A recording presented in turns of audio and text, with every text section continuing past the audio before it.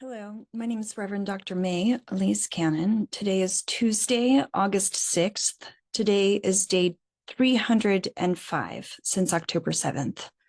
I've been praying today and over the past several weeks and months that my heart would not grow bitter, that it wouldn't be hardened, that God would keep my heart soft. Hebrews chapter 12 says, "Make every effort to live at peace with everyone, to be holy. Without holiness, no one will see the Lord. See to it that no one falls short of the grace of God, and that no bitter root grows up to cause trouble and defile many."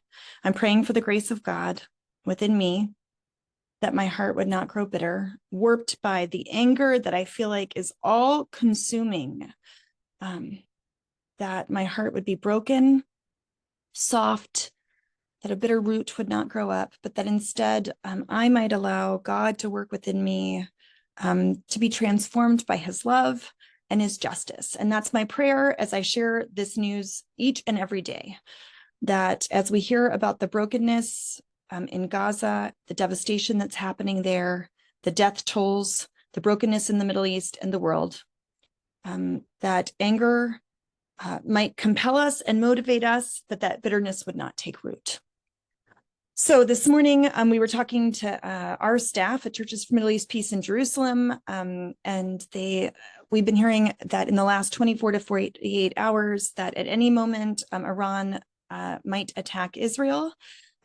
And our staff said that they've been waiting for the next shoe to drop, and that it hasn't been a matter of the next day or two, it's been a matter of the last week, that when might Iran attack?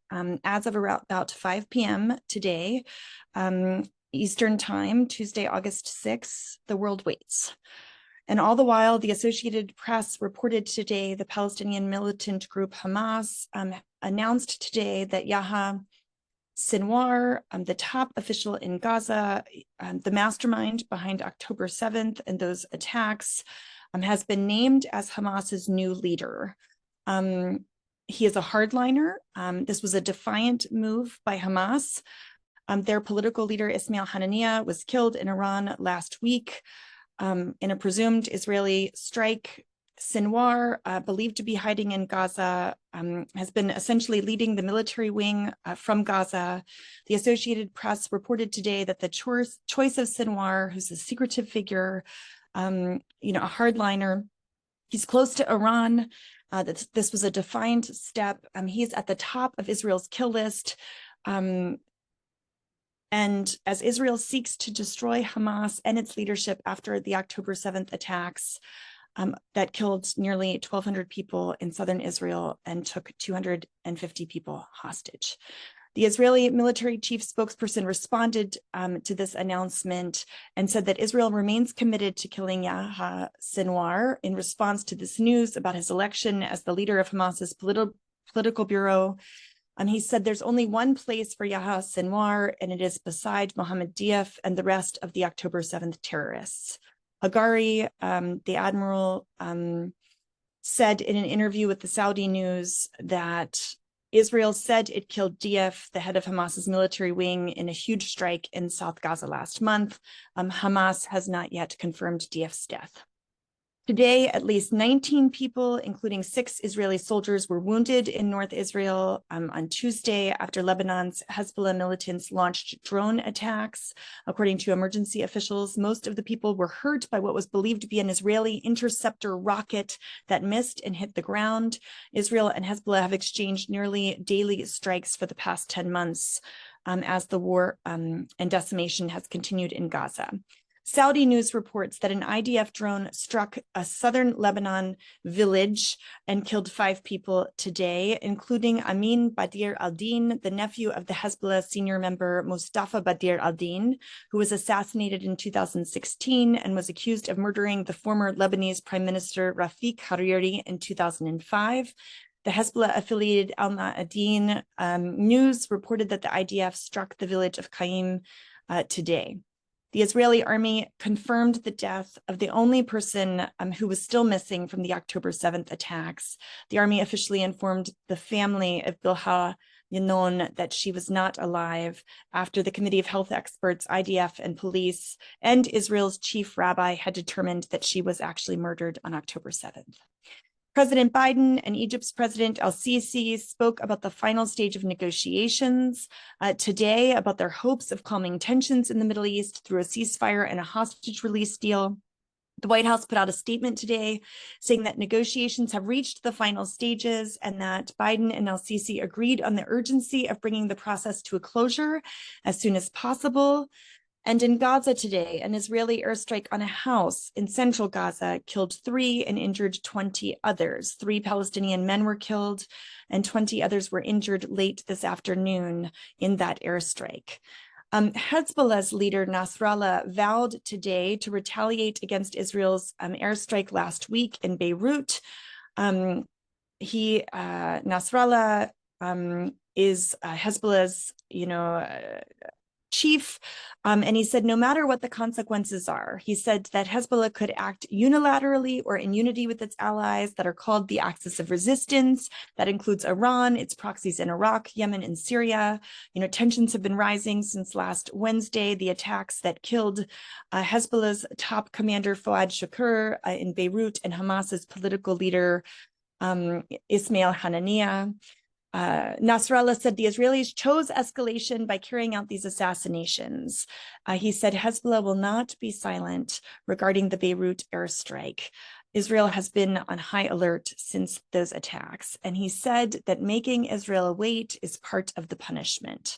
Shortly before Nasrallah gave the speech, Israeli warplanes flew over Beirut twice this afternoon, shaking buildings and increasing anxiety among residents in Beirut. This came 2 days after Lebanon marked the 4th anniversary of that horrific blast that happened in the Beirut port that killed more than 200 people, wounded thousands, and caused wide destruction 4 years ago.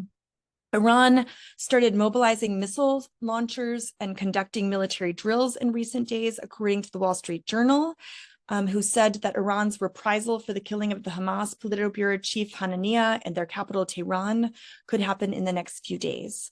In the West Bank, 8 Palestinians were killed, including 4 teenagers, and 7 others were wounded in IDF raids today. 4 were killed in airstrikes in the city of Jenin in the north of the occupied West Bank, where the IDF said it struck 2 squads of armed terrorists.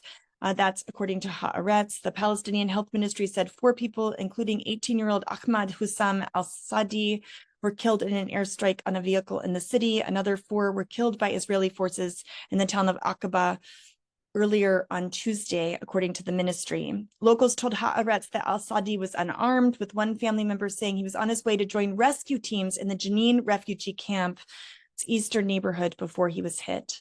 Israeli security forces evacuated 15 buildings at an illegal outpost of Givat Oz Zion, erected by settlers on private Palestinian land. The IDF had a statement saying the buildings were established on private Palestinian land in violation of the law. Settlers today set fire to tires and a car and threw stones at police who used crowd dispersal measures. After the evacuation, settlers threw fire bombs at the forces and hurled stones towards roads in the area, hitting a vehicle that belonged to an IDF officer. And finally, I wanted just to remind everyone that in Khan Yunis and throughout Gaza, Palestinians are still struggling to get food and clean water. This is according to the Associated Press. They reported that Palestinians are struggling to get food, clean water for their families as Israel continues to restrict the entry of life-saving aid. Children in Khan Yunis have to line up for a long time to get food at charity kitchens to fill up 10 liters. That's 2.6 gallons of water in plastic containers, hardly enough for large families. Water is severely scarce. After water wells across the enclave have been destroyed in Israeli airstrikes, life here is unbearable, said Galia Hamouda, a woman displaced in Beit Lahia. She told the Associated Press, "There's no water. We don't have charity kitchens. Our children have been sick all day. Our stomach cramps never go away." A woman from a displaced family cooked white beans and thin tomato sauce over a basic stove as 7 relatives gathered to eat 2 plates of beans with pieces of bread. "My son is young. He runs the distance of 2 kilometers to reach a charity kitchen to get food, and sometimes he comes back with only tears. He's empty-handed because he couldn't get his turn in line to get food. Rafat Abed Al-Dayem said. Al-Dayem said his family gets 20 liters to 40 liters. That's 5.3 to 10.5 gallons of not drinkable water. We only drink it because we are thirsty, he said. God help the people of Gaza, the people of Israel, the people of Palestine, as we work to end the atrocities, the ongoing genocide in Gaza, as we work towards peace and justice. May God go before us. Amen.